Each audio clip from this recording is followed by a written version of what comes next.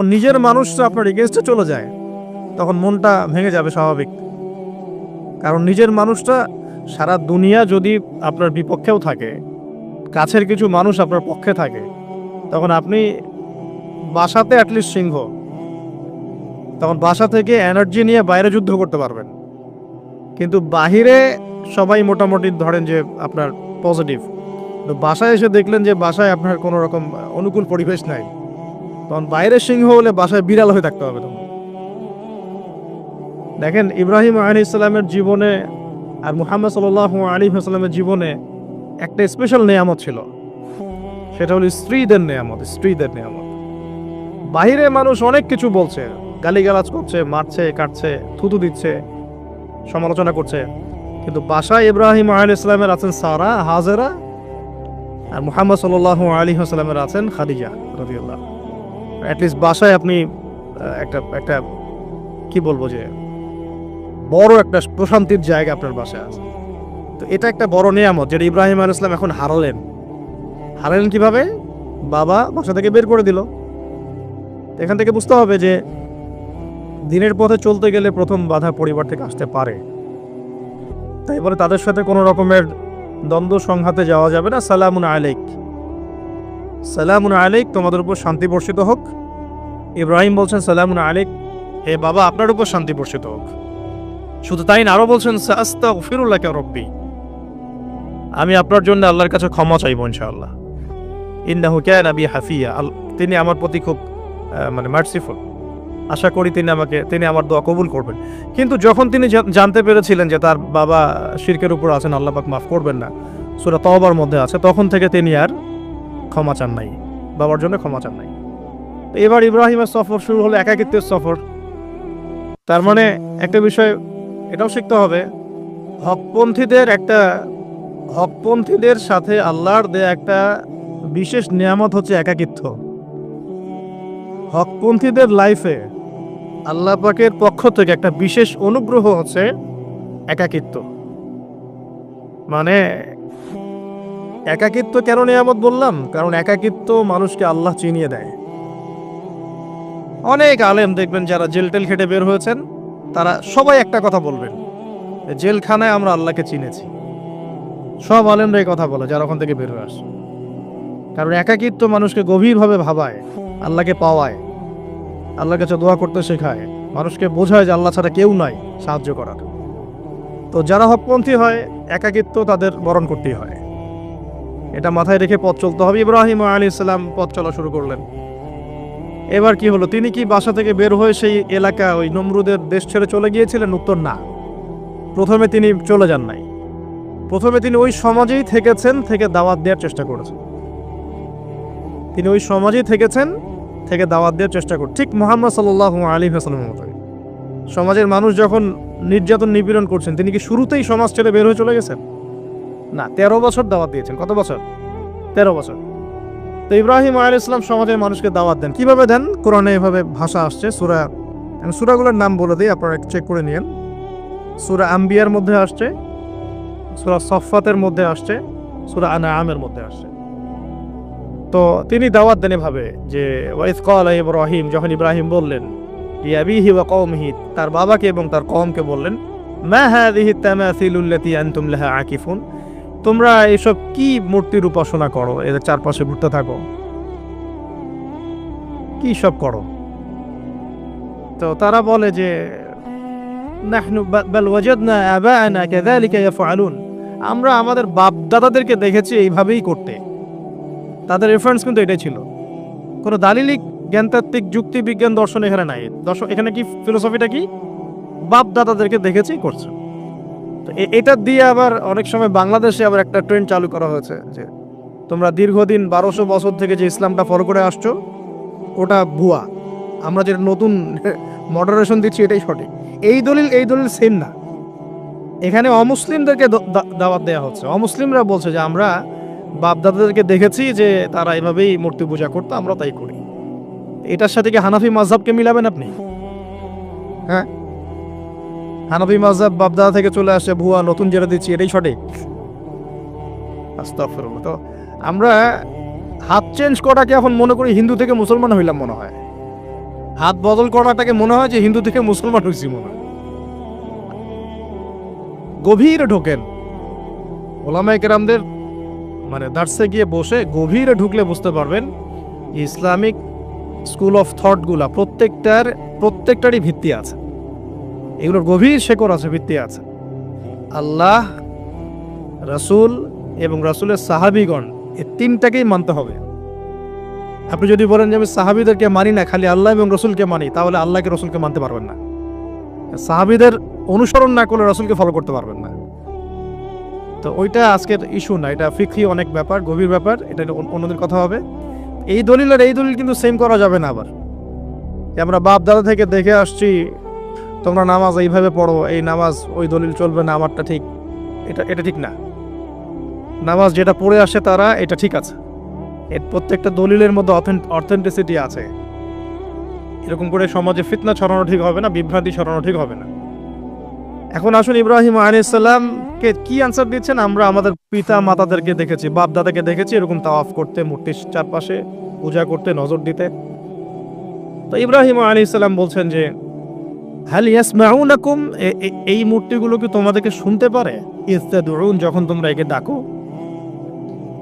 হাল ইয়ানফাউনাকুম, তোমাদের কোনো উপকার আসতে পারে? আও ইয়াদুররুকুম, তোমাদের কোনো ক্ষতি করতে পারে? তার দলিলগুলো কিন্তু অকাট্য। ইব্রাহিম আলাইহিস সালামের দলিলগুলো কিন্তু এখানে, যুক্তিগুলো কিন্তু অকাট্য। আসলে কি সে শুনতে পারে? আসলে কি সে দেখতে পারে? আসলে কি সে তোমার উপকার করতে পারে? তাদের কিন্তু কিছু বলার নাই এখানে। তারা বলছে বাল ওয়াজাদনা আবানা কাযালিকা ইয়াফআলুন, আমাদের পিতা মাতা বাপ দাদাদেরকে দেখেছি এইভাবেই করতে।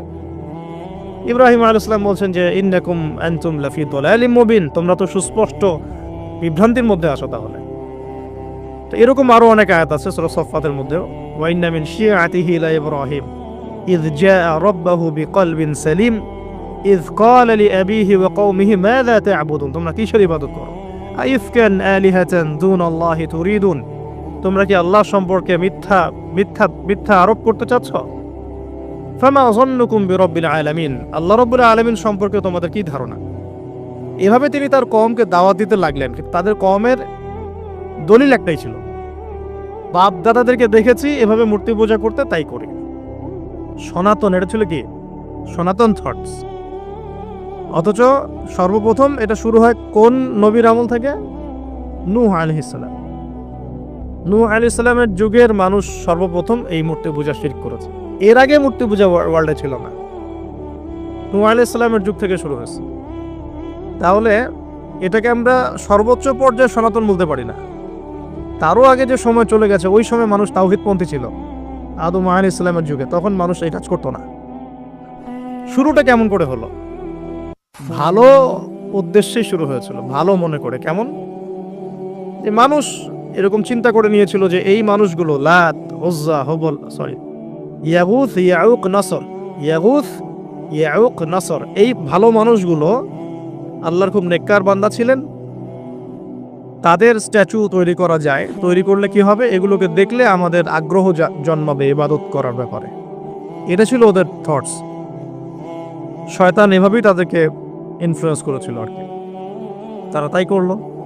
এই জেনারেশনটা যখন মারা গেল, পরের জেনারেশন যখন আসলো, তখন শয়তান ওদেরকে বোঝালো, ধরেন 100-200 বছর পরে বোঝালো যে ওরা খুব ভালো মানুষ ছিল, ওদের মূর্তিকে মসজিদের বাইরে না রেখে ভিতরে ঢুকিয়ে ফেলো, তাদেরকে সেজদা করতে হবে না, ভিতরে ঢুকিয়ে ফেলো, ইবাদতে মনোযোগ আসবে। পরের জেনারেশন এই কাজটাই করলো। থার্ড জেনারেশনকে শয়তান বোঝালো যে সরাসরি ওদের কাছে চাইলেই হবে, তারা আল্লাহ পাকের অনেক মানে কি আনুগত্য প্রাপ্ত, নৈকট্য প্রাপ্ত বান্দা, সরাসরি তাদের কাছে চাইলেই হবে। আল্লাহর কাছে চাওয়া, এখানে চাওয়া একই কথা, ওখানে সেজদা করা, এখানে সেজদা করা একই কথা। এখান থেকে শুরু হলো সরাসরি স্ট্যাচু ওয়ার্শিপ। সরাসরি স্ট্যাচু ওয়ার্শিপিং এখান থেকে শুরু হয়েছে। তো আমরা আমাদের হিন্দু ভাই বোন যারা আছেন, আমাদের আশপাশে অমুসলিম ভাই বোন, তাদের প্রতি সম্মান রেখেই এই হিস্ট্রিগুলো পড়তে বলবো আর কি, এবং যুক্তি দর্শনগুলো খুঁজতে বলবো। আসলে কি তারা শুনতে পায়? আসলে কি সে আমার কোনো উপকার করতে পারে? আসলে কি সে আমার কোনো ক্ষতি করতে পারে? আসলে কি সে সৃষ্টিকর্তার প্রতিমূর্তি হতে পারে কিনা? তো আমরা এটা আহ্বান জানাবো, আমরা কারো ধর্মীয় অনুভূতিতে আঘাত করব না। ইসলাম আমাদেরকে এটা শেখায় না। ইসলাম এটা শেখায় যে মানুষকে হিকমার সাথে, প্রজ্ঞার সাথে দাওয়াত দেয়া, যাতে করে তারা জাহান্নামের রাস্তা থেকে ফিরে আসতে পারে ইনশাআল্লাহ। এখন আসুন, আরও একটা দাওয়াত ইব্রাহিম আলাইহিস সালাম তার কওমকে দিলেন। সেটা কি? এবার এখানে সমাজের মানুষের সাথে ওই সমাজের ধর্ম নেতারাও ছিল। সমাজে কিন্তু কয়েক শ্রেণীর মানুষ থাকে, মানে সামাজিক নেতা, ধর্মনেতা, রাষ্ট্রনেতা। তো রাষ্ট্রনেতার পর্যায়ে এখন ইব্রাহিম আলাইহিস সালাম যান নাই, এখন সমাজ নেতা আর ধর্মনেতা চলছে আর কি। এবার ধর্মনেতা আসলো, এসে ধর্মনেতারা তাকে বোঝানোর চেষ্টা করলো যে এই আসমানের তারা, চাঁদ, সূর্য, প্রকৃতি, গাছপালা, এগুলো ইলাহ, এগুলোর ইবাদত করা যায়। এই ঘটনা আল্লাহ রাব্বুল আলামিন সূরা আনআমের মধ্যে বলেছেন। তো ইব্রাহিম আলাইহিস সালামকে তারা দেখাচ্ছে, এটা আরবী একটা কাব্যিক ভাষায় কোরআনে এসেছে, চমৎকার ভাষায়, যে ফালাম্মা জান্না আলাইহিল লাইল, যখন তার উপর রাত আচ্ছাদিত হলো, রাআ কাওকাবা, তখন ইব্রাহিম আলাইহিস সালাম কি দেখলেন? আকাশে তারা দেখলেন। ঠিক আছে, তারা দেখলেন। মূর্তি পূজারে এখানেই আছে, ধর্মনেতারাও এখানেই আছে। তো তিনি বলছেন হাযা রব্বি, এটা আমার রব। ফালাম্মা ফালা, যখন তারকাগুলো অস্তমিত হলো, ক্বালা লা উহিব্বুল আফিলিন, আমি তো অস্তমিত যাওয়া জিনিসকে পছন্দ করি না। রব তো অস্তমিত যাবে না, এখানেও যুক্তি লাগবে, তো আমার ফিলোসফি লাগবে, আমার এখানে দর্শন লাগবে, এখানে তো আমাকে মানে প্রজ্ঞা দিয়ে বোঝাতে হবে। এটা তো অস্তমিত হয়ে গেল, এটা তো রব হতে পারে না। ফালাম্মা রাআল কামারা বাযিগান, যখন সে চাঁদকে দেখলো জ্বলজ্বল করছে একদম। আর এখনকার চাঁদ দেখা আগের চাঁদ দেখা তো এক না, এখন তো আমরা চাঁদের আলোই খুঁজে পাই না, তখনকার চাঁদ তো অন্যরকম। বাযিগান মানে জ্বলজ্বল করছে। তখন তিনি বললেন হাযা রব্বি, এটা আমার রব। তখন ফালাম্মা ফালা, যখন এটাও অস্তমিত হয়ে গেল, তিনি বলছেন লাইল্লাম ইয়াহদিয়ানি রব্বি লাকুনান্না মিনাল কওমিদ দাল্লিন, আল্লাহ যদি আমাকে হেদায়েত না দেন তাহলে আমি এই দল্লিনদের অন্তর্ভুক্ত হয়ে যাব। ইব্রাহিম আলাইহিস সালাম বলছেন ফালাম্মা রাআ শামসা বাযিগাতান, যখন এবার সূর্যকে দেখলেন দিনের বেলা, এটা তো আরো বড়। হাযা রব্বি হাযা আকবার, এটা আমার রব, এটা সবচেয়ে বড়। হাযা আকবার, এটা সবচেয়ে বড়। ফালাম্মা ফালাত, এটা যখন অস্তমিত হয়ে গেল, তখন তিনি বলছেন এই কথাটা যে ইয়া কওমি ইন্নী বারিউম মিম্মা তুশরিকুন, হে আমার কওম, তোমরা যেগুলোকে দিয়ে আল্লাহর সাথে শরিক করছো, এখান থেকে আমি আমার চেহারাকে ফিরিয়ে নিলাম। সুবহানাল্লাহ। তখন তিনি এই কথাটা বলেন ইন্নী ওয়াজ্জাহতু ওয়াজহিয়া লিল্লাযী ফাতারাস সামাওয়াতি ওয়াল আরদা হানিফাও ওয়া মা আনা মিনাল মুশরিকিন, আমি আমার চেহারাকে ফিরিয়ে নিচ্ছি এই আসমান সমূহ এবং জমিনের সৃষ্টিকর্তার দিকে, এবং আমি মুশরিকদের অন্তর্ভুক্ত নই। ইন্না সলাতি ওয়া নুসুকি ওয়া মাহইয়ায়া ওয়া মামাতি লিল্লাহি রাব্বিল আলামিন, আমার সালাত, আমার কুরবানি, আমার স্যাক্রিফাইস, আমার জীবন, আমার ফুল লাইফ, আমার মৃত্যু, সবকিছু কার জন্য? জগৎ সমূহের প্রতিপালক আল্লাহর জন্য। লা শারীকা লাহু, তার কোনো শরীক নাই। ওয়া বিযালিকা উমিরতু, এই একনিষ্ঠভাবে তার ইবাদত করার জন্যই আমি আদিষ্ট হয়েছি।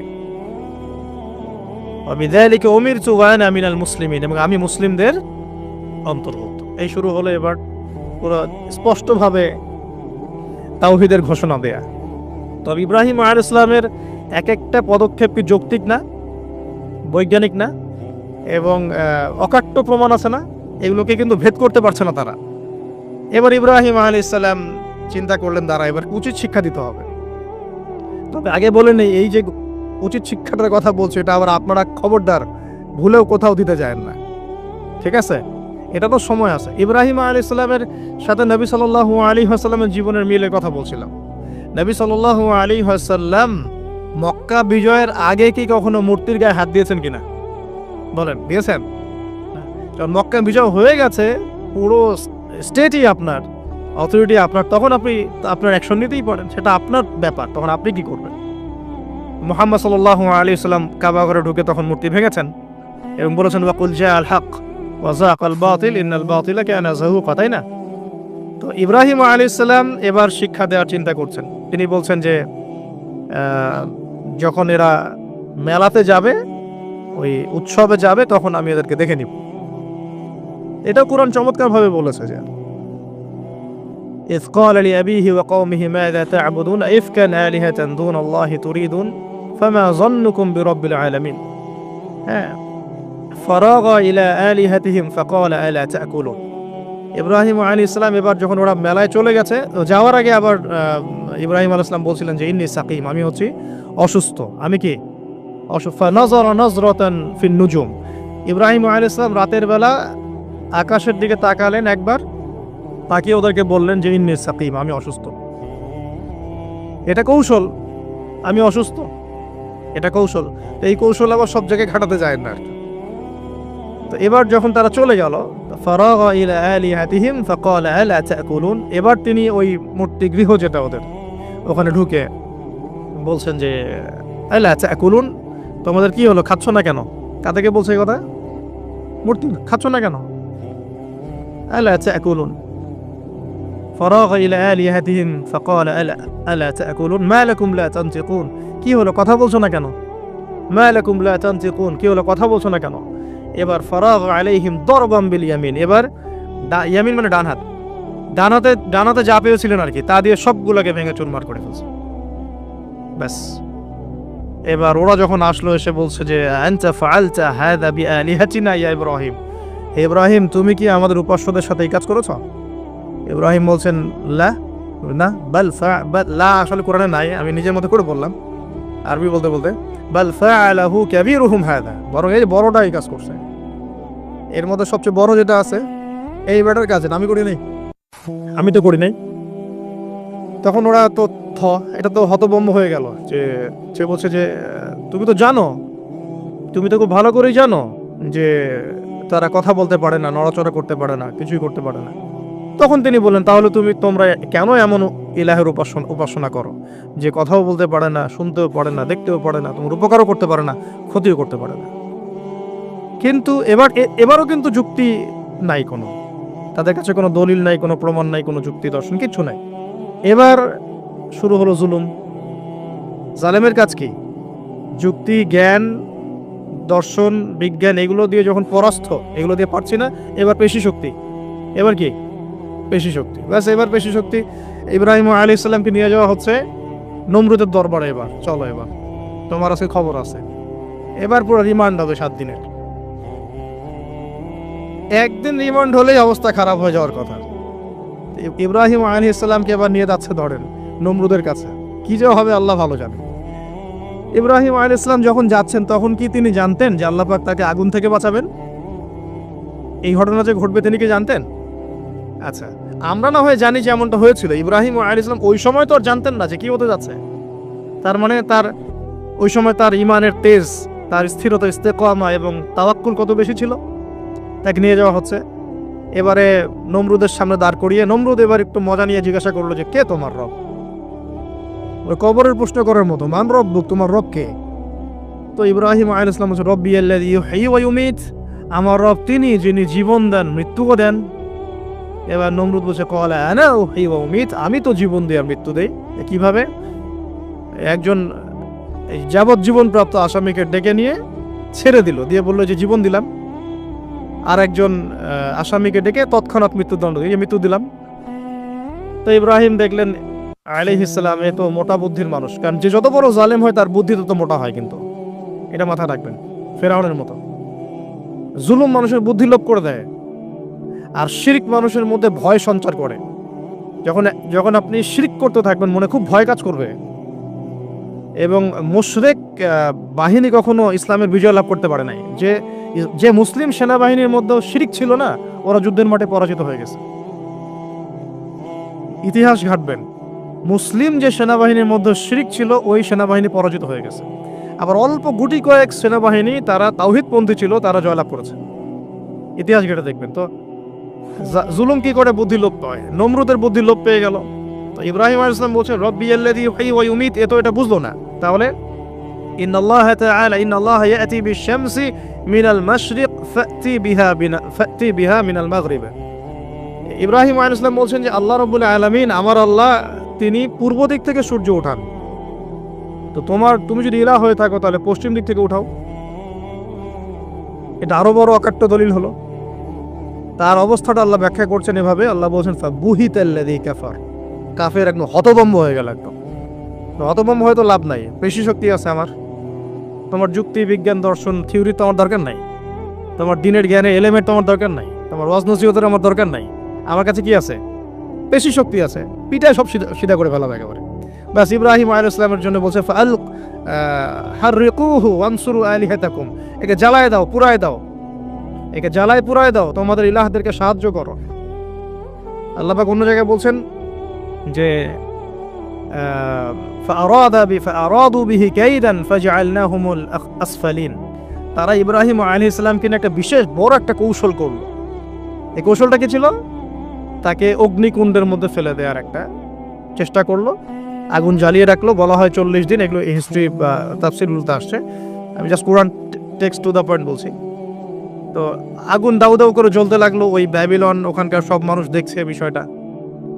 তো ইব্রাহিম আলাইহিস সালামকে ফেলে দেওয়া হবে। দেখেন, যখন ফেলে দেওয়া হবে তখন কি ইব্রাহিম জানতেন যে তিনি আগুনে পুড়বেন না?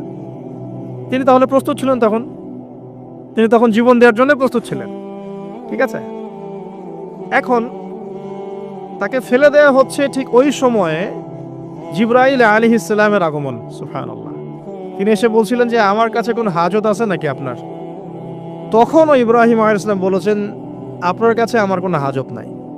হাসবি আল্লাহ ওয়া নি'মাল ওয়াকিল, এই যে কথাটা আমরা বলি, হাসবুনাল্লাহু ওয়া নি'মাল ওয়াকিল, হাসবি আল্লাহ ওয়া নি'মাল ওয়াকিল। ইব্রাহিম আলাইহিস সালাম বললেন, আল্লাহই আমার জন্য যথেষ্ট এবং তিনিই আমার উত্তম কর্মবিধায়ক। এরকম মোমেন্টে বান্দা যখন আল্লাহকে এভাবে চাবে, আল্লাহ রাব্বুল আলামিন না এসে পারবেন? কখনোই পারবেন ইনশাআল্লাহ। তখন আল্লাহ রাব্বুল আলামিনের আদেশ চলে আসলো, ইয়া নার, হে আগুন, কুনি বারদান ওয়া সালামান আলা ইব্রাহিম, ইব্রাহিমের জন্য ঠান্ডা হয়ে যাও, শীতল ঠান্ডা হও, মানে খুব শীতল না, বা আরামদায়ক শীতল ঠান্ডা হয়ে যাও। সুবহানাল্লাহ। এভাবে আল্লাহ রাব্বুল আলামিন ইব্রাহিম আলাইহিস সালামকে অগ্নি পরীক্ষা থেকে বাঁচালেন। ওখানে ইব্রাহিম আলাইহিস সালাম থাকলেন, কোনো ক্ষতি হলো না। তিনি পরবর্তী সময় বলেছিলেন, ওই সময়টুকুর মধ্যেই তিনি শান্তিতে ছিলেন। যে বললাম না, অনেকে যে নির্যাতন নিপীড়নের শিকার হয়, তারপরে বলে যে ওই সময়টুকুই ভালো ছিলাম, আল্লাহকে পেয়েছিলাম, তেলাওয়াত বেশি ছিল, তাহাজ্জুদ বেশি ছিল, পরে ফিতনার যুগে চলে আসছি। তো এই হলো অগ্নি পরীক্ষা। এরপরে কমকে দাওয়াত দেওয়ার হলো না, সেখান থেকে চলে যেতে হলো। এই যে অগ্নি পরীক্ষা ইব্রাহিম আলাইহিস সালামকে এখানে দিতে হয়েছে, ওই রকম পরীক্ষা আমাদের নবী সাল্লাল্লাহু আলাইহি ওয়াসাল্লামকে দিতে হয়েছে তায়েফের মাঠে, দিতে হয়েছে বদরের মাঠে, উহুদের মাঠে। এখানে আল্লাহ পাক ফেরেশতা নামিয়ে দিয়েছেন সাহায্যের জন্য, বদরের মাঠে দেখেন, উহুদের মাঠে আল্লাহ পাক ফেরেশতা নামিয়েছেন সাহায্যের জন্য। একদম হুবাহু মিল পাবেন আপনি জিনিসগুলো, খালি বাসিরা থাকলেই হবে, ধরতে পারলেই হবে জিনিসগুলো। সামনে যাই, এবার শুরু হলো জীবনের দ্বিতীয় পর্যায়ে। এবার তিনি হিজরত করে চলে যাচ্ছেন। দেখেন, এখানেও হিজরত, আবার নবী সাল্লাল্লাহু আলাইহি ওয়াসাল্লামের যুগেও মক্কা থেকে মদিনায় নবীগণের জীবনের সাথে এগুলো জড়িত। ঠিক আছে, এখন যাওয়ার তো একজন সাথী লাগবে। একাকিত্বের জীবনের অবসান ঘটলো, আল্লাহ রাব্বুল আলামিন তাকে সাথী দিলেন। সাথীর নাম হচ্ছে সারা আলাইহিস সালাম। কি নাম? অনন্য সুন্দরী নারী ছিলেন। ইতিহাসে বলা হয় যে দুজন নারী সবচেয়ে বেশি সুন্দরী, দুজন। আমাদের মতো আর্টিফিশিয়াল সুন্দরী না, আর্টিফিশিয়াল সুন্দরী কথা বলো, অরিজিনালি সুন্দরী দুজন নারীর কথা বলা হয়েছে। একজন হচ্ছেন হাওয়া আলাইহিস সালাম, অনন্য সুন্দরী নারী ছিলেন, এবং আরেকজন সারা আলাইহিস সালাম, তিনি পরম সুন্দরী নারী ছিলেন। দেখেন, সারা আলাইহিস সালাম, তার গর্ভ থেকে কিন্তু পরবর্তীতে সন্তান তো প্রথমে হচ্ছিল না, তাই না? শেষ বয়সে গিয়ে সন্তান হলো। হাজরা আলাইহিস সালামের গর্ভ থেকে কি ইসমাইল, আর সারা আলাইহিস সালামের গর্ভ থেকে ইসহাক। ইসহাক আলাইহিস সালামের পরে ইয়াকুব, তার নাম হচ্ছে বনু ইসরাইল, তার নাম হচ্ছে ইসরাইল। আর ইয়াকুবের পরবর্তী বংশধর যারা, তারা কি? বনু ইসরাইল। বনু ইসরাইলের মধ্যে ইউসুফ হাসান, ইউসুফ সবচেয়ে সুন্দর ছেলে না? সারা আলাইহিস সালামের সৌন্দর্য, সুবহানাল্লাহ, কথা বুঝতে পারছেন? মায়ের সৌন্দর্য, মার বাবা, তারা ছিলেন পরম সুন্দর। এখন সারা আলাইহিস সালামের সাথে বিয়ে হলো। দেখেন, এই যে লম্বা সময় আলোচনা করলাম, এই সময়টুকুর মধ্যে ইব্রাহিম আলাইহিস সালামের দাওয়াতে মাত্র দুজন মানুষ মুসলমান হয়েছে। কয়জন? একজন হলো তার স্ত্রী সারা, আর একজন হচ্ছে তার ভাতিজা, তার নাম লুত। ভাতিজার নাম কি? লুত। পরবর্তীতে তিনিও নবী হয়েছিলেন, এবং তাকে সাদুম গোত্রের কাছে পাঠানো হয়েছিল। কোন পাপের কারণে? হোমোসেক্সুয়ালিটি, সমকামিতা, যেটা এখন ওই বিজ্ঞাপন দিয়ে প্রচার করা হয়। এবং ঢাকা শহরে যদি একটা শুমারি করা হয় দেখবেন এদের সংখ্যা কম হবে না। ঢাকা শহরে যদি শুমারি করা হয় দেখবেন এদের সংখ্যা কম হবে না। তো এখন যদি ভূমিকম্প আসে আমরা কি লা ইলাহা ইল্লাল্লাহ বলবো? বলেন তো। আমরা তো ডেকে নিয়ে আসতেছি ভূমিকম্প, আমরা ডেকে নিয়ে আসতেছি যে আল্লাহ পাক বলছেন এগুলো করো না, গজব আসবে। আমরা করছি আর এটাকে ডেকে নিয়ে আসতেছি, আসো। আর এদিকে আমরা মানে রড সিমেন্টের অ্যাডভার্টাইজ করতেছি আর কি, এগুলো দিয়ে বাড়ি বানালে কোনোদিন ভাঙবেও না, কাঁপবেও না। আমাদের চিন্তাগুলো কেমন হয়ে গেছে জানি। আল্লাহ পাক জেনা, ব্যভিচার, মাদক, পর্নোগ্রাফি, এই সমকামিতার এই সব পাপের কারণে এরকম গজবগুলো নাজিল করেন। শুধু ঢাকা কেন, এরকম বড় বড় মেগা সিটিজ যেগুলো আছে এগুলোতে এখন এটার অধিকার তারা চাচ্ছে, আন্দোলন করে অধিকার চাচ্ছে। আপনার রেইনবো ফ্ল্যাগ দেখবেন, রংধনু ফ্ল্যাগ। রংধনু ফ্ল্যাগ মানেই সমকামিতা। অ্যাডভার্টাইজ দিয়ে দিয়ে, পোস্ট দিয়ে দিয়ে এখন মানুষ, আগে যেমন মেয়েরা বাসায় গিয়ে গিয়ে কিছু সার্ভিস দিত না, মানে খারাপ সার্ভিসের কথা বলছি আর কি, এখন এভাবে ছেলে ছেলেকে সার্ভিস দেওয়ার জন্য ডাকতেছে। এটা কোনো গাল গল্প করছি না, এটা বাস্তবতা। যদি আমাকে বলেন যে আপনি চোখের সামনে প্রমাণ দেন, আমি দিতে পারবো না। যদি আপনি আমাকে 1 মাসের জন্য অথরিটি দেন ঢাকা শহরে, তাহলে দিতে পারবো উইদিন 1 মাসের মধ্যে। এখন যদি আমাকে বলেন আমার চোখের সামনে এনে দেন, আমি দিতে পারবো না। তো আমি তাত্ত্বিকভাবে পড়ে অনলাইনে দেখছি। যদি বলেন যে 1 মাসের অথরিটি আপনাকে দিলাম, খুঁজে বের করে দেন, 7 দিন লাগবে না ইনশাআল্লাহ। তো কথা হচ্ছে এটাই, যে এই যে সাদুম গোত্রের কাছে পাঠানো হচ্ছে লূত আলাইহিস সালামকে সমকামিতার পাপের কারণে, পরবর্তীতে এই কমটাকে ধ্বংস করা হয়েছে। আল্লাহ পাক এমনভাবে ধ্বংস করেছেন যেটা ইতিহাসে কখনো করেন নাই। ফেরেশতাদের পাখা দিয়ে আল্লাহ পাক মাটিকে উপরে তুলে আবার উল্টা দিকে দাফন করে দিয়েছেন, আকাশটাকে পাথর বর্ষণ করেছেন। এখন এইটা যদি সারা বিশ্বে ছড়িয়ে পড়ে তাহলে ওই রকম শাস্তি আবার আসবে না? স্বাভাবিক না? এটা আসতে পারে। আর এটার মূল কেন্দ্র হচ্ছে পশ্চিমা সভ্যতা। এখান থেকে সারা দুনিয়ায় ছড়িয়ে পড়তেছে। বাংলাদেশের মতো মুসলিম কান্ট্রিতেও দিন দিন সমকামিতা বাড়ছে। আমাদের বোনদের, আমাদের ভাইদের, গার্ডিয়ানদের অনেক বেশি সচেতন থাকা দরকার। কোনো কোনো ক্ষেত্রে মাদ্রাসার মধ্যেও দেখা গেছে এগুলা, হিপসখানাতেও দেখা গেছে এগুলা। পর্নোগ্রাফির কারণে এগুলো হচ্ছে, পর্নোগ্রাফির কারণে মানুষের রুচি বিকৃত হচ্ছে এবং সে নারী, পুরুষ, গরু, ছাগল, হাঁস, মুরগি কোনো কিছুর তোয়াক্কা করছে না। কয়েকদিন পরে এটাও যদি দেখেন অবাক হবেন না যে মানুষ পশু পাখির সাথে জেনা করতেছে। এটাও যদি দেখেন আমি অ্যাটলিস্ট অবাক হব না। ধাপ ছিল একটা, প্রথমে মানুষ কি করতো, অবৈধ প্রেম করতো, এই সম্পর্কে জেনা করতো, পরে পরকীয়া শুরু করলো, তারপরে এখন সমকামিতা শুরু হলো, সমকামিতার পরে এখন চাইল্ড অ্যাবিউজিং শুরু হয়েছে, বাচ্চা কাচ্চাদেরকে রেপ করা হচ্ছে, ছোট ছোট মেয়েদেরকে, ছোট ছোট বাচ্চাদেরকে, ইভেন ছোট ছোট ছেলেদেরকেও। এরপরে যদি গবাদি পশুর সাথে জেনা করতে দেখেন, অবাক হওয়ার কিছু নাই, কিচ্ছু নেই অবাক হওয়ার। এখন বলেন আমরা শাস্তির দ্বার প্রান্তে আছি না? অ্যাটলিস্ট আমরা যারা দিনকে ভালোবাসি, আমাদের একটা আইডিওলজি ফলো করি, নৈতিকতার কথা বলি, আমরা আমাদের পরিবার, আমাদের ভাই বোন, আমাদের ছেলে মেয়ে, তাদের প্রতি আমাদের খুব সতর্ক দৃষ্টি রাখতে হবে, সর্বোচ্চ সতর্ক থাকতে হবে। আর আমাদের দিনী বোনদেরকেও রিকোয়েস্ট করবো আমরা, যে ভাইদেরকেও তো বলি, বোনদেরকেও বলছি, বিয়ের আগে কোনো প্রকার অবৈধ সম্পর্ক নাই। বিয়ের আগে কোনো প্রকার অবৈধ কোনো সম্পর্ক না। আর এখন অমুসলিম ছেলে আর মুসলিম মেয়ে প্রেম করতেছে, এগুলোকে নিয়ে অনলাইনে অনেক লেখালেখি হচ্ছে, দেখলাম কয়দিন আগে। তো কিছু বোন আমাকে রিকোয়েস্ট করেছিলেন যে একটু আপনার মুখ দিয়ে যদি মানুষ জানতে পারে এটা, যে কোনো অবস্থাতেই মুসলিম মেয়ে কোনো অমুসলিম ছেলের সাথে প্রেম করতে পারে না। মুসলমান ছেলের সংখ্যা কম হয়ে গেল, যে বিয়ে করার জন্য মুসলমান ছেলে খুঁজে পাওয়া যাচ্ছে না। পরবর্তীতে তারা সেই মুসলিম বোনের ইজ্জত নষ্ট করে তাকে গর্ভবতী করে দিয়ে ভেঙে যাচ্ছে। এটা ওদের একটা মিশন। আর ওদের মিশনের কথা আমি পরে বলবো। আমি মুসলিম মেয়ে হয়ে কেমন করে একটা অমুসলিম ছেলের সাথে প্রেম করতে পারলাম? আমার বাসার মুসলিম মেয়ে কেমন করে একটা অমুসলিম ছেলের সাথে প্রেম করতে পারে? এটা তো আমাকে আগে ফাঁসির কাজটা ঝোলানো দরকার, আগে বিচারটা তো আমার করা দরকার আগে। আমরা আমাদের দিনী বন্ধুকে সর্বোচ্চ সতর্ক করব। জীবন চলে গেলেও ফিরে আসতে পারে, আসতে পারে না। আল্লাহর হাতে তো। মানুষ অনেক সময় জীবন মৃত্যু সন্ধিক্ষণে থাকে না, আল্লাহ পাক ফিরিয়ে বাঁচিয়ে দেন না। ইজ্জত চলে গেলে কখনো ফিরে আসে না। ইজ্জত চলে গেলে ফিরে আসে? আল্লাহ আমাদেরকে বোঝার তৌফিক দান করুন। হিজরতের পালা শুরু হলো, সাথী কে? মাত্র দুজন। কয়জন বলেন তো? এখন কয়জন সাথী মুসলিম? দুজন, সারা আলাইহিস সালাম এবং লূত আলাইহিস সালাম। এবার হিজরতের পথে একটা ঘটনা আছে। হিজরতটা হয়েছে কোথায়? ব্যাবিলন থেকে কেনানে। কোথায়? কেনান। কেনান কোন জায়গা? এটা শামের অন্তর্ভুক্ত একটা জায়গা।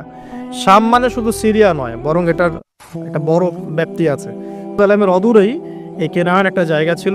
এখানে খালিল নামে একটা জায়গা এখনো আছে। কি নামে? খালিল। বর্তমান নাম খালিল। ইব্রাহিম আলাইহিস ইসলামকে কি বলা হয়? খালিলুল্লাহ, আল্লাহর খালিল। ওই নামটা কিন্তু এখনো এখানে আছে আর কি। এখানে হিজরত করা হয়।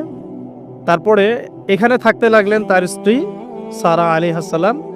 এক সময় ওই এলাকায় একটু দুর্ভিক্ষ দেখা দিল। তখন তারা মিশরের দিকে যাচ্ছিলেন খাবারের সন্ধানে।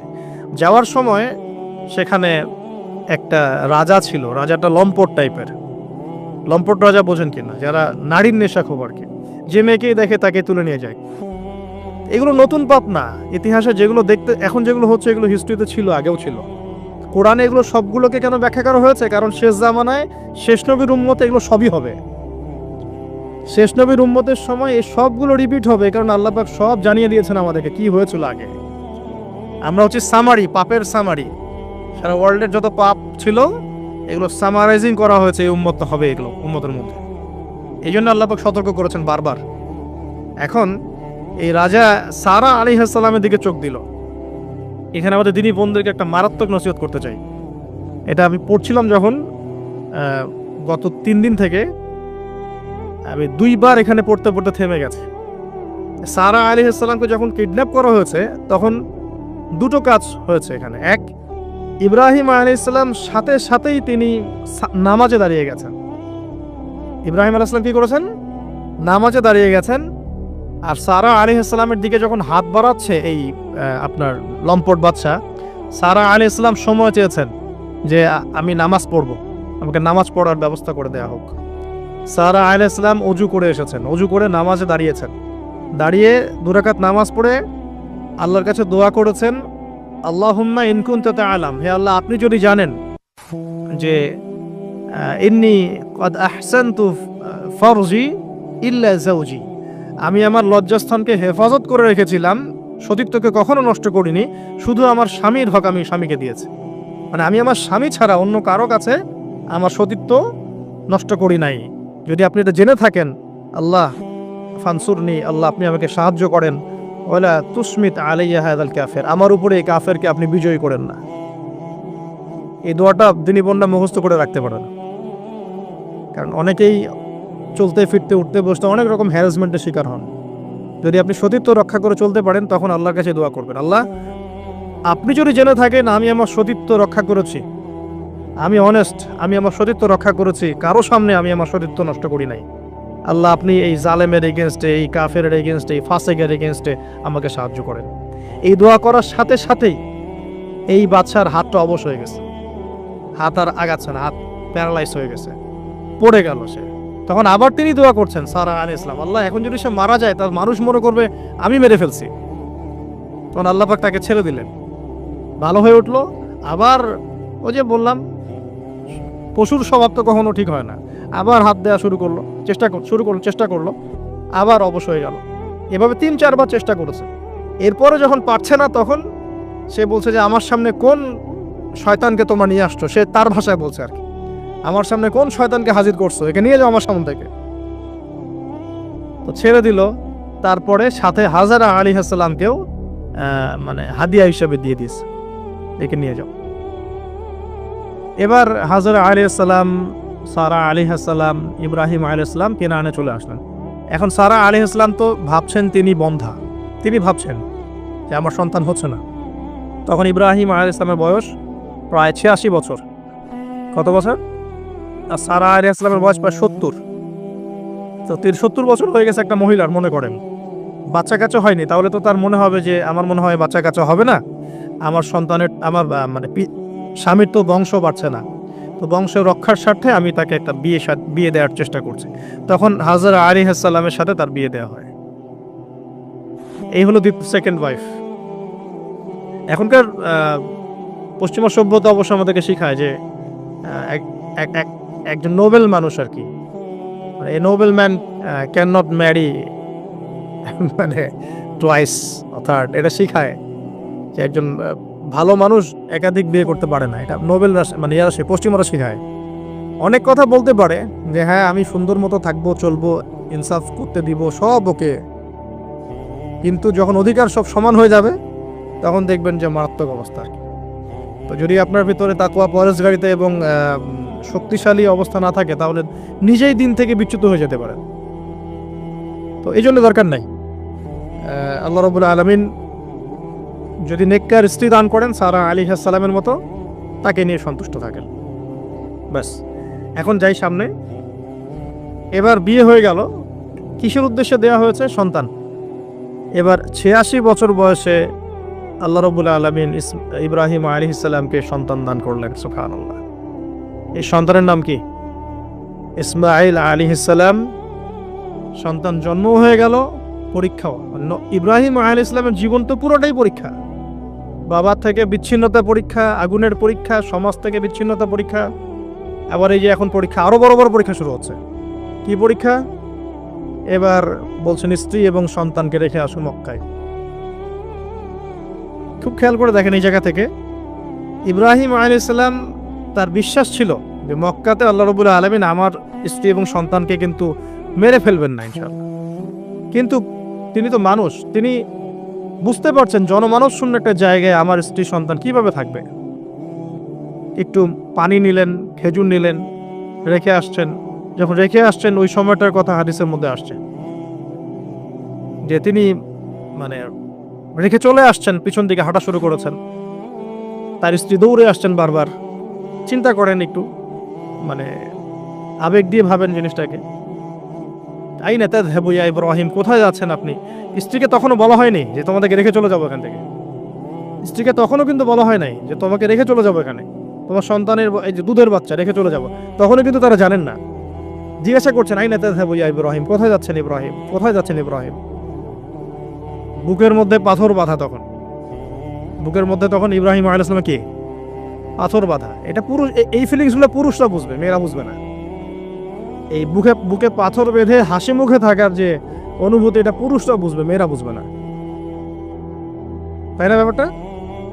ইব্রাহিম আলাইহিস সালামের বুকে তখন পাথর বাঁধা, তিনি কথাই বলতে পারতেছেন না, তিনি কথাই বলতে পারতেছেন না। তখন তিনি বললেন যে আপনি কি আল্লাহর হুকুমে রেখে যাচ্ছেন আমাদেরকে এখানে? তখন ইব্রাহিম শুধু মাথা নাড়লেন, মুখ দিয়ে হ্যাঁও বলেন নাই, মাথা নাড়ছেন খালি।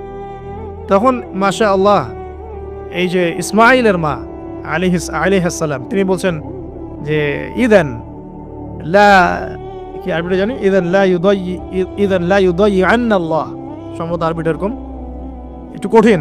ইদান লা ইউদায়্যি আন্নাল্লাহ, এরকম একটা আরবি আছে আর কি, সহিহ বুখারীতে আছে হাদিসটা, যে তাহলে আল্লাহ পাক, তাহলে আল্লাহ রাব্বুল আলামিন, আর যদি আপনি আল্লাহর হুকুমেই আমাদেরকে রেখে গিয়ে থাকেন তাহলে আল্লাহ পাক আমাদেরকে কোশ্চিন কালেও ধ্বংস করবেন না ইনশাআল্লাহ। এমন মহান তাওয়াক্কুলকে দেখালেন স্ত্রী হাজেরা আলাইহিস সালাম। এবার আসেন, উনিও কিন্তু দেখতে পাচ্ছেন যে আশপাশে কোনো মানুষই নাই, জনমানব শূন্য জায়গা, পানি নাই, খাবার নেই, কিছুই নাই। এবার ইব্রাহিম যখন চলে আসলেন একটা পাহাড়ের আড়ালে গিয়ে দাঁড়ালেন কিছু দূরে এসে, তখন হাত তুলে আল্লাহর কাছে দোয়া করা শুরু করলেন। রব্বি, সূরা ইব্রাহিমের মধ্যে আসছে, রব্বি ইন্নী আসকানতু মিন যুররিয়াতি বিওয়াদিন গায়রি যি যার'ইন ইনদা বাইতিকাল মুহাররম রব্বানা লিয়ুকিমুস সালাহ ফাজআল আফইদাতাম মিনান নাসি তাহওয়ি ইলাইহিম ওয়ারযুকহুম মিনাথ থামারাতি লাআল্লাহুম ইয়াশকুরুন। সুবহানাল্লাহ, তিনি দোয়া করছেন, আল্লাহ আমি আমার স্ত্রী এবং আমার সন্তানকে জনমানবহীন বিরান একটা জায়গায় তোমার ঘরের কাছে রেখে আসলাম। আল্লাহ এই কারণে যাতে করে তারা নামাজ কায়েম করে। কি করে? আল্লাহ তুমি মানুষের মনগুলোকে তাদের দিকে ঘুরিয়ে দিও এবং তাদেরকে ফল ফলাদি দিয়ে রিজিক দিও, যাতে করে তারা তোমার শুকরিয়া আদায় করতে পারে। এখনো দেখেন ওই জায়গায় নামাজ ঠিকই কায়েম হচ্ছে, ওই জায়গায় কিন্তু নামাজ পড়েও যেমন শান্তি, নামাজের আসল রুহানিয়াত ওখানে বোঝা যায়। 24 ঘন্টা ওখানে নামাজ তাওয়াফ সাই চলতেই আছে, 1 মিনিটের জন্য বন্ধ হচ্ছে না দেখেন। তারপরে মানুষের মন অটোমেটিক ওখানে ঘোরানো থাকে, সবাই চায় জীবনে অন্তত একটা বার হজ করতে, একটা বার আল্লাহর ঘর দেখতে। আর পৃথিবীর এমন কোনো ফল পাবেন না সেখানে নাই। অথচ ওখানে কিন্তু খুব কৃষিভিত্তিক কিছু চাষ হয় না, খুব একটা চাষ হয় না। তো ইব্রাহিম আলাইহিস সালামের দোয়ার বরকত দেখেন, কি বরকত। ব্যাস আল্লাহ রাব্বুল আলামিন কবুল করলেন। এবার এই যে খাবার পানি যখন ফুরিয়ে আসলো, তখন এই যে মা হাজেরা আলাইহিস সালাম ছোটাছুটি শুরু করলেন সাফা আর মারওয়ায়, সাফা মারওয়ায়। একবার সাফার উপরে ওঠেন, একবার মারওয়া। এখনকার সাফা মারওয়া না, এখন মোজাইক দিয়ে টাইলস করে দেওয়া সাফা মারওয়া না, যেটা আমরা সাই করি, এই সাই সেই সাই না।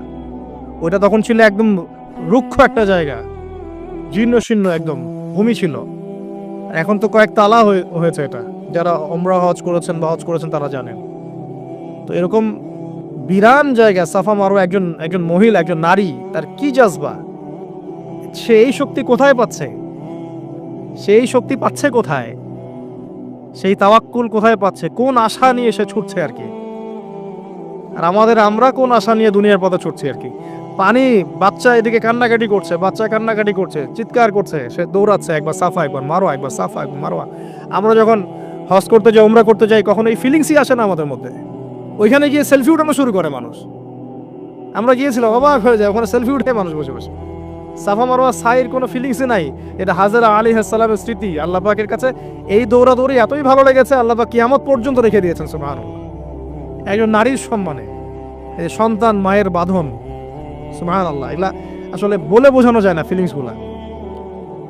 এই 7 বার সাইয়ের মধ্যেই আল্লাহ রাব্বুল আলামিনের এই যে হুকুম চলে আসলো। দেখেন যে ইসমাইলের পায়ের কাছ থেকে পানির ফোয়ারা বের হচ্ছে। এই পানির ফোয়ারা বের করে দিয়ে গেলেন কে? জিবরাইল আলাইহিস সালাম। আর তিনি বলে গেলেন যে তোমরা কষ্ট নিও না, এখানে আল্লাহর ঘর হবে, এই ছেলে আর তার বাবা মিলে ঘর নির্মাণ করবে।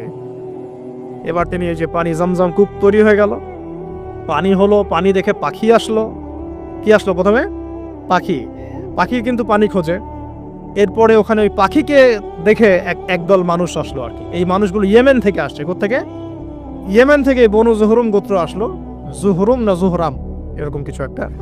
এই গোত্রই পরবর্তীতে আরবে বিস্তার লাভ করেছে। এই গোত্রের মেয়ের সাথে ইসমাইল আলাইহিস সালামের বিয়ে হয়েছে। পরবর্তীতে এই গোত্রের হাত ধরে কুরাইশ বংশ হয়েছে, এবং এই কুরাইশ বংশে আমাদের শেষ নবী মুহাম্মদ সাল্লাল্লাহু আলাইহি ওয়াসাল্লামের জন্ম হয়েছে। বুঝতে পারলেন? এই হলো ইতিহাস। তো তারা পানি চেয়েছিল, তো হাজরা আলাইহিস সালাম বলেছিলেন যে পানি দিতে পারে এক শর্তে, এখানে বসতি স্থাপন করতে হবে। ওরা তো আরো ভালো, বসতি স্থাপন করবো, পানিও পাবো, সব তো আরো ভালো হলো। এখানে ইসমাইল আলাইহিস সালাম বড় হন, পরবর্তীতে এখানকারই এক মেয়েকে তিনি বিয়ে করেন, নারীকে বিয়ে করেন। তার বংশতে আসে মুহাম্মদ, তার বংশতে আস্তে আস্তে যে কুরাইশ, বনু হাশিম, বনু মাখজুম, এগুলো হতে হতে হতে মুহাম্মদ সাল্লাল্লাহু আলাইহি ওয়াসাল্লাম কুরাইশ বংশে জন্ম নেন। তাহলে আমাদের নবীর পিতা কে বলেন? ইসমাইল। কোন কে? ইসমাইল আলাইহিস সালামকে বলা হয় আরব জাতির পিতা, আলাদা করে আরব জাতির পিতা। আর তখনই কিন্তু আরবি ভাষাটাই, যে আমরা যে এখনকার যে আরবি ভাষাটা দেখছি, এই আরবি ভাষাটা কিন্তু এই বনু জুহরুম গোত্র থেকে আসছে আর কি। বুঝতে পারছেন? এই গোত্রের ভাষা ছিল এই ক্লাসিক্যাল আরবি ভাষা, আমরা যে আরবিটা এখন চর্চা করি। তো এবার ইসমাইল আলাইহিস সালামের বয়স যখন এবার আবার একটু বড় হলো, বেশি হলো, 10 থেকে 13 বছর, তখন আরেকটা পরীক্ষা। এর মাঝে মাঝে বাবা আসেন, দেখেন যান, দেখেন যান। এখন শেষ বয়সে যারা সন্তান পেয়েছেন তারা এই জিনিসগুলো বোঝেন। আমরা যারা বিয়ে শাদী করি নাই, সন্তান হয় নাই, আমরা আসলে এগুলো পড়ি, বুঝতে পারি না। কারো যদি সন্তান মারা গিয়ে থাকে, তাকে দাফন করে থাকেন, তারা এই ফিলিংসগুলো বোঝেন, বুঝবেন। কিন্তু যারা সন্তানের বাবা হই নাই, আমরা মানে আনম্যারিড অ্যাডাল্ট হইনি, আমরা এগুলো বুঝি না, আমরা এগুলো পড়ি, আমরা এগুলো যে রিডিং পড়তে পারি। ঠিক আছে? জীবনে নিজের সাথে একটা কিছু হয়ে গেলে সেটার অভিজ্ঞতা আমরা যেভাবে বুঝি, না হলে তো আমরা বুঝি না। এখন শেষ বয়সে সারা জীবন দোয়া করার পরে শেষ বয়সে গিয়ে আল্লাহ পাক একটা বাচ্চা দিলেন, ইসমাইল আলাইহিস সালাম, তাকে আবার রেখে আসতে বললেন দূরে। এই বাচ্চা আবার একটু বড় হয়েছে, মাঝে মাঝে দেখা হয়, যাওয়া আসা হয়। এই বাচ্চার বয়স হয়েছে এখন 10 থেকে 13 বছর, আল্লাহ পাক বলছেন একে জবাহ করতে হবে, কুরবানি করতে হবে। তো ইব্রাহিমের জীবনের পরীক্ষাগুলো দেখেন। এবার এই স্মৃতি তো সামনে আসছে আমাদের।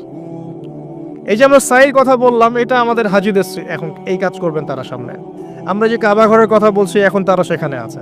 আমরা এখানে নামাজের কথা বলছি, তারা সেখানে নামাজ পড়ছেন। এই জিনিসগুলো না জেনে, না পড়ে, না বুঝে হজমরা করতে গেলে স্বাদ পাবেন না, তো আপনারা টেস্টটা পাবেন না। এখানে বয়স হলো 13 বছর, 15 বছর, কুরবানি করতে বলেন। কুরবানি যে আমরা করি, গরু ছাগল কুরবানি দেই, আমরা তো ফিলিংসই বুঝি না যে আসলে আমরা কি করতেছি, কেন করছি, কার স্মৃতিতে করছি, না করলে কি হতো। তো এটা নিয়ে তো এই যে একটু আগে এক ভাই বলে গেলেন যে এগুলো নিয়ে যে বিভিন্ন মহলে অনেক সমালোচনা, পশু কুরবানি, অমানবিক, এই সেই, এগুলো তো চিন্তারই জায়গা নাই। এগুলো চিন্তার তো জায়গাই নাই আমাদের কাছে। কারণ এখানে সবচেয়ে বড় কথা ছিল নিজের জীবন কুরবানি করা, নিজের জীবনটা কুরবানি করা। নিজের জীবন না আছে, আল্লাহ আমার কাছে একটা খাসি চেয়েছেন, একটা গরু চেয়েছেন, একটা বাহিমাতুল আনআম চেয়েছেন। এখানে তো আমার নিজের জীবনটাই দেওয়ার কথা ছিল। ওটা না নিয়ে আল্লাহ পাক বলেছেন যে বাহিমাতুল আনআম একটা দিলেই হবে। তোমার কাছে ওটার গোশতও চাই না, চামড়াও চাই না, কিছুই চাই না, তাকওয়াটুকু চাই। তাতেই এত কথা।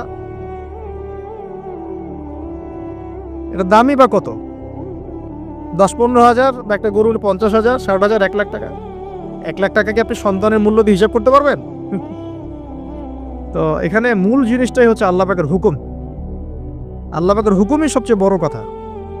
আল্লাহ পাকের হুকুমের ফলেই নেকি হয়, অন্য কোনো কাজে নেকি নেই। আল্লাহ পাক হুকুম দিয়েছেন বলেই। একটা এক্সাম্পল দিয়ে যার সামনে যাব। হাজিরা মিনায় রাত কাটাবে না? মিনায় এমনিতে হারাম শরীফে নামাজ পড়লে কত নেকি হয়? 1 রাকাত নামাজ পড়লে 1 লক্ষ নেকি হয়। মানে 1 ওয়াক্ত নামাজ পড়লে 1 লক্ষ ওয়াক্তের নেকি হয়। হারামের কথা বলছে, কাবার কথা বলছে। আর মদিনায় তো 1000। তো কাবা ঘরে নামাজ পড়লে এত নেকি হয়। আল্লাহ রাব্বুল আলামিন এখান থেকে হাজিদেরকে বলেছেন যে মিনায় গিয়ে রাত কাটাতে হবে। এখানে হুকুমটা কি? মিনায় গিয়ে রাত কাটাতে হবে, এটা হজের একটা কাজের মধ্যে অন্তর্ভুক্ত। মিনায় গিয়ে রাত কাটাতে হবে। আর কেউ যদি মনে করে যে মিনায় গিয়ে তো নামাজ পড়লে তো 1 লক্ষ রাকাত নেকি নাই, হারাম শরীফে নামাজ পড়লে 1 ওয়াক্ত পড়লে 1 লক্ষ ওয়াক্তের নেকি হয়, তা আমি হারামেই থেকে যাই, মিনায় যাব না, ও কি নেকি পাবেন? আর হজই হবে না। এখানে নেকিটা বড় কথা না, বড় কথাটা কি? আল্লাহর হুকুম। আল্লাহ পাকের হুকুমের পিছনে কি নেকি আছে এটা আমি সংখ্যা দিয়ে কাউন্ট করতে পারবো না।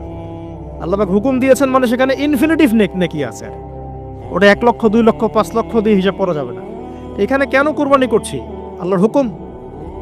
যুক্তি বিজ্ঞান দর্শন খোঁজার দরকার নেই তো আমার।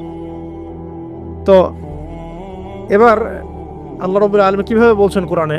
আল্লাহ পাক বলছেন, ইব্রাহিম আলাইহিস সালাম বলেন, ইন্নী যাহিবুন ইলা রাব্বি সায়াহদিন, আমি চললাম আমার রবের পথে, তিনি আমাকে পথ দেখাবেন।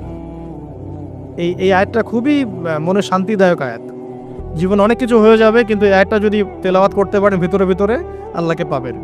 ইন্নী যাহিবুন ইলা রাব্বি সায়াহদিন, আমি ছুটলাম, আমি চললাম আমার রবের দিকে, তিনি আমাকে পথ দেখাবেন। রব্বি হাবলি মিনাস সালিহিন, আল্লাহ আমাকে সুসন্তান দান করুন, সালেহীন সন্তান দান করুন। ফাবাশশারনাহু বিগুলামিন হালিম, আল্লাহ বলছেন আমি তাকে সহনশীল সন্তান দান করলাম, সহনশীল সন্তান দান করলাম। এবার ফালাম্মা বালাগা মাআহু সা'য়া, এবার যখন বাচ্চাটা বাবার সাথে দৌড়াদৌড়ি করা শিখলো, মানে এই যে 10, 12, 14 বছর বয়স, এই সময় বাচ্চাগুলো আরো বেশি আকর্ষণীয় হয়। শেষ বয়সের বাচ্চা, এত দোয়া করার পরে একটাই বাচ্চা, একটাই ছেলে, শেষ বয়সের, কেবল বড় হচ্ছে, বাবার সাথে মানে দৌড়াদৌড়ি করতে শিখছে, সন্তানের প্রতি বাবার ভালোবাসা আরো গাঢ় হচ্ছে। আল্লাহ পাক তখনই পরীক্ষা নিলেন, যাতে দেখতে চান আল্লাহ পাক আমার ভালোবাসা বেশি না তোমার সন্তানের প্রতি ভালোবাসা বেশি। সন্তানকে পেয়ে আবার আমাকে ভুলে যাওনি তো? সুবহানাল্লাহ। ফালাম্মা বালাগা মাআহু সা'য়া, যখন সন্তান ছোটাছুটি করা শুরু করলো, দৌড়াদৌড়ি করতে শিখলো, ক্বালা ইয়া বুনাই, ইব্রাহিম আলাইহিস সালাম বলছেন, হে আমার সন্তান, ইন্নী আরা ফিল মানামি আন্নী আযবাহুকা, আমি আমার স্বপ্নে দেখেছি আমি তোমাকে জবাই করছি।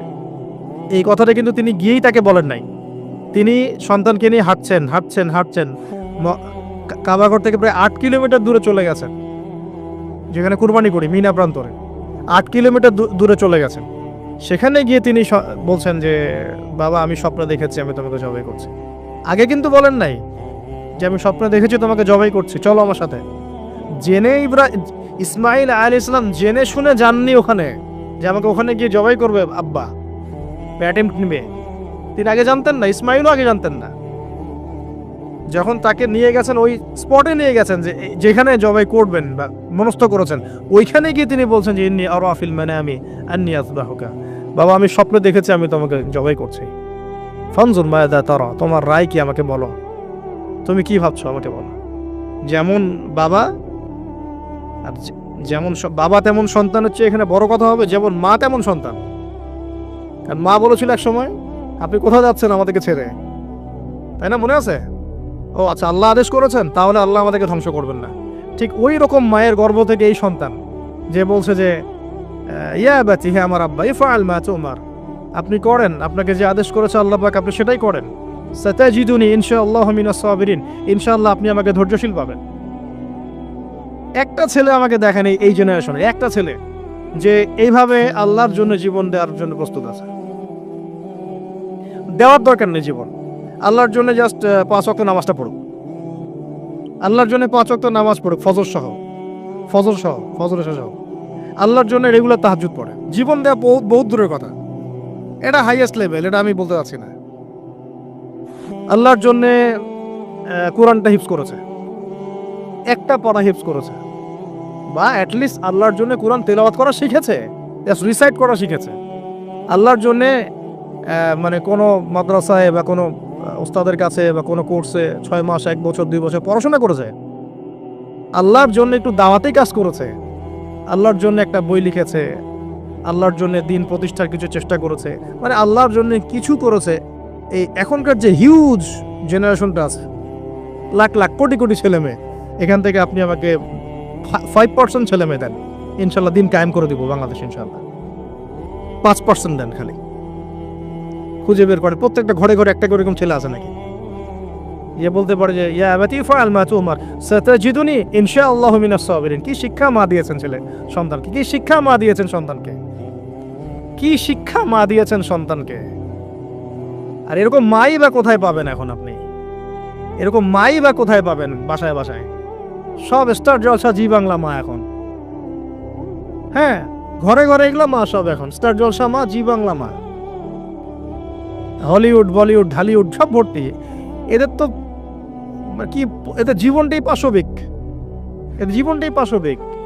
এমন মাদেরকে স্ত্রীদেরকে আমরা ঘরে নিয়ে আসতেছি, স্বামীর হায়াত কমে রেখে দিচ্ছে একেবারে, সারাদিন দুনিয়া দুনিয়া দুনিয়ার দুনিয়া। তো হাজারার মতো মা ছাড়া কি ইসমাইলের মতো জেনারেশন আসবে কিনা বলেন দেখি? হাজেরা আলাইহিস সালামের মতো মা ছাড়া ইসমাইলের মতো জেনারেশন সম্ভব? আর ইসমাইলের মতো জেনারেশন না পেলে বাংলার জমিনে বা সারা বিশ্বে দিন প্রতিষ্ঠা হবে কোনোদিনও সম্ভব না। তো ইসমাইল আলাইহিস সালামের এই কথার পরে, এই কথা যখন বাস বাবা তো এখন বুঝে ফেললেন যে আমার ছেলে তো যেই সেই ছেলে না, সে আবার ইনশাআল্লাহ বলেছে, ইনশাআল্লাহু মিনাস ফালাম্মা আসলামা ওয়া তাল্লাহু লিল জাবিন। আল্লাহ পাক এত চমৎকার করে কোরআনের মধ্যে মানে আয়াতগুলোকে নিয়ে এসেছেন, বালাগাত এত উঁচু মানের। ফালাম্মা আসলামা, যখন তারা দুজনে আত্মসমর্পণ করলো। কিসের সামনে আত্মসমর্পণ করলো? আল্লাহর হুকুমের সামনে আত্মসমর্পণ। এটাই ইসলাম। ইসলাম মানে কি? এই যে এইটা ইসলাম, আল্লাহর হুকুমের সামনে মাথা নত করার নাম ইসলাম। আর আমরা তো প্রত্যেকটা কাজের পিছনে লজিক খুঁজি। নামাজ কেন পড়তে হবে, রোজা কেন রাখবো, যাকাত কেন দিব? তো তোমাকে কেন খুঁজতে কে বলেছে? আল্লাহ বলেছেন তাই করব, রাসূল বলেছেন তাই করব। আল্লাহ নিষেধ করেছেন তাই করব না, রাসূল নিষেধ করেছেন তাই করব না। এত যুক্তি দর্শনের কি দরকার? সব তো আমার মাথায় ধরবে না। এই যে ফালাম্মা আসলামা, এই যে ইসলাম শব্দটা এখানে আছে, ফালাম্মা আসলামা, যখন তারা দুজন ইসলাম কবুল করলো না, এখানে যখন তারা দুজন আত্মসমর্পণ করলো, আল্লাহর হুকুমের সামনে মাথা নত করলো, ওয়া তাল্লাহু লিল জাবিন, ডান দিকে উপর করে কাত করে শুইয়ে দিল সন্তানকে, জবাই করার সময় যেমন করে শোয়াই আমরা, ব্যাস এই পর্যন্ত ঘটনা। তারপরে আল্লাহ পাক বলছেন ওয়া নাদাইনাহু ইয়া ইব্রাহিম, তখন আমরা ইব্রাহিমকে আওয়াজ দিলাম, হে ইব্রাহিম, হে ইব্রাহিম, হে ইব্রাহিম, কদ সাদ্দাকতা রুইয়া, তুমি তোমার স্বপ্নকে সত্যায়ন করেছো। তুমি তোমার স্বপ্নকে সত্যায়ন করেছো। দেখেন, এটা স্বপ্ন, এটা কিন্তু জিবরাইল আলাইহিস সালাম এসে সরাসরি ওহিও করেন নাই, যে যেমন এসে সরাসরি বলা যে আপনার সন্তানকে কোরবানি করতে হবে। তিনি স্বপ্ন, এটা আরো বড় পরীক্ষা। কারণ স্বপ্ন, শয়তান ওই সময় 3বার পাথর নিক্ষেপ করেছে না, শয়তান বোঝানোর চেষ্টা করেছে এটা তো স্বপ্ন, ভুলও হতে পারে, এটা তো স্বপ্ন, মিথ্যা স্বপ্ন দেখতে পারো। তখন তিনি 3বার শয়তানকে পাথরও মেরেছেন, মনে আছে? ওইটা কিন্তু হাজিরা এখনো করছেন না, ওয়াহি হয়। এবার যখন পাশ ফিরিয়ে দিলেন, আল্লাহ পাক ডাকলেন, ফানাদাইনাহু ইয়া ইব্রাহিম ক্বাদ সাদ্দাকতা রুয়া, আপনি আপনার স্বপ্নকে সত্যায়ন করেছেন। ক্বাদ সাদ্দাকতা রুয়া, এটা ছিল আল্লাহর পক্ষ থেকে একটা বড় পরীক্ষা। ওয়া ফাদাইনাহু বিযিবহিন আযীম, এখানে আসছে এটা, ওয়া ফাদাইনাহু বিযিবহিন আযীম। এরপর আল্লাহ পাক সেখানে একটা মহান কুরবানি দিলেন, এই যে আমাদের কুরবানির সুন্নাত আসলো। ওয়া তারাকনাহু লিল আখিরিন, এবং পরবর্তীদের জন্য এই সুন্নতটাকে আমি রেখে দিলাম। সুবহানাল্লাহ, মানে কিয়ামত পর্যন্ত এখন এই সুন্নাত থাকবে ইনশাআল্লাহ। ক্বাদ সাদ্দাকতা রুয়া ইন্না কাযালিকা নাজজিল মুহসিনিন ইন্না হাযা লাহুয়াল বালাউল মুবিন। وفديناه بذبح عظيم وتركناه للآخرين سلام على إبراهيم। এবার শেষে আসছে যে ইব্রাহিম আলাইহিস সালামের প্রতি শান্তি বর্ষিত হোক, সালামুন আলা ইব্রাহিম। আমরা বলি সালামুন আলা ইব্রাহিম আলাইহিস সালাম। এবার পরীক্ষায় পাস, আল্লাহ রাব্বুল আলামিন সব পরীক্ষা যখন ইব্রাহিম আলাইহিস সালাম পাস করে গেলেন, তখন তাকে জাতির পিতা ঘোষণা করলেন। মনে আছে? ওয়াইদ ইবতালা ইব্রাহিমা রাব্বাহু বিকালিমাত, যখন আল্লাহ রাব্বুল আলামিন ইব্রাহিমকে পরীক্ষা করলেন, অনেকগুলো পরীক্ষা করলেন। যখন ফালাম্মা আতাম্মাহুন্না, যখন তিনি পরীক্ষায় উত্তীর্ণ হয়ে গেলেন, তখন আল্লাহ পাক বলেন, ইন্নী জাইলুকা লিন-নাসি ইমামা, আমি তোমাকে পুরো মানব জাতির ইমাম বানিয়ে দিলাম। সুবহানাল্লাহ। এখান থেকেই আমরা বলছি যে তিনি হচ্ছেন পুরো মুসলিম উম্মার কি জাতির পিতা। এবার আসেন, পরীক্ষা শেষ, পুরস্কার লাগবে। পুরস্কার কি? পুরস্কার হচ্ছে এখন ছেলে আর বাবা মিলে এখন কাবা ঘর বানাও তোমরা।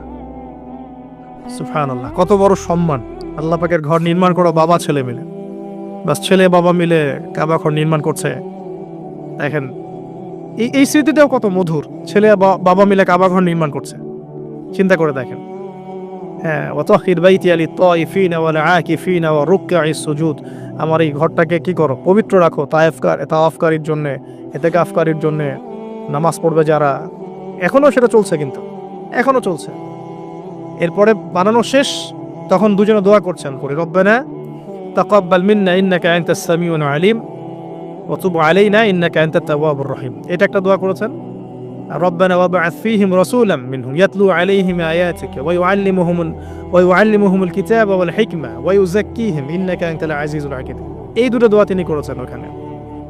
তো দোয়া শেষ, কাবা ঘর নির্মাণ করা শেষ। ইব্রাহিম আলাইহিস সালাম 200 বছর বেঁচে ছিলেন, বলা হয় তিনি 200 বছর বেঁচে ছিলেন। এরপরে তিনি যখন ফিরে গেছেন কেনানে, তখন গিয়ে শুনেছেন তার এই স্ত্রী সারা আলাইহিস সালামও গর্ভবতী হয়েছেন, মাশাআল্লাহ। এবং তিনি অবাক হয়েছিলেন যে এই বয়সে গর্ভবতী কি হবে। সূরা হিজরের মধ্যে ঘটনাটা আছে যে 2-3 জন ফেরেশতা এসেছেন বাসায় মানুষের রূপ ধরে। তাফসিরে দেখেছি তাদের নাম, একজন জিবরাইল, একজন মিকাইল, একজন হচ্ছে ইসরাফিল আলাইহিস সালাম। তিনজন এসেছেন মানুষের রূপ ধরে। এবং ইব্রাহিম আলাইহিস সালাম বাছুর ভুনা করে দিয়েছেন কেটে। ইব্রাহিম আলাইহিস সালামকে কিন্তু এই জন্য বলা হয় মেহমানদেরও পিতা বলা হয়। খুবই মেহমানদারি করতেন তিনি, খুব বেশি মেহমানদারি করতেন। আরবে এই ট্রেডিশনটা এখনো আছে, মেহমানদারি করার ট্রেডিশনটা এখনো আছে। তো তারা হাত বাড়িয়ে খাচ্ছে না, এটা দেখে তিনি ভয় পেলেন। তখন তিনি বললেন যে ভয় পাওয়ার কোনো কারণ নাই। তারা বললেন ভয় পাওয়ার কোনো কারণ নাই, আমরা এসেছি লুতের কওমের কাছে, ওই কওমের উপরে আযাব অবধারিত হয়ে গেছে এবং আমরা সেখানে আল্লাহর গজব ফেলবে। এরপরে কি হলো ওটা তো আপনারা জানেন। এখানে সুসংবাদ দিয়েছিলেন যে আপনার স্ত্রী সারা, তিনি সন্তান জন্ম দিবে ইনশাআল্লাহ। সারা আলাইহিস সালাম থেকে অবাক হয়েছেন যে এই বয়সে কিভাবে। তখন তারা বলেছিলেন আল্লাহর রহমত থেকে কি আপনি অবাক হচ্ছেন? তার গর্ভে এরপরে জন্ম নিল ইসহাক আলাইহিস সালাম। ইসহাক আলাইহিস সালামের পরে আসছে ইয়াকুব আলাইহিস সালাম। তারপরে ইয়াকুব আলাইহিস সালামের আরেকটা নাম হচ্ছে ইসরাইল, তার নামে পুরো কওমের নাম বনু ইসরাইল। তারপরে ইউসুফ, ইউনুস, এই যে এভাবে ট্রেন্ড চলতে থাকে। বলা হয় যে 1,24,000 নবী রসুলের মধ্যে, বলা হয় 1,24,000 নবী রসুলের মধ্যে বেশিরভাগ নবী এই বংশে এসেছে।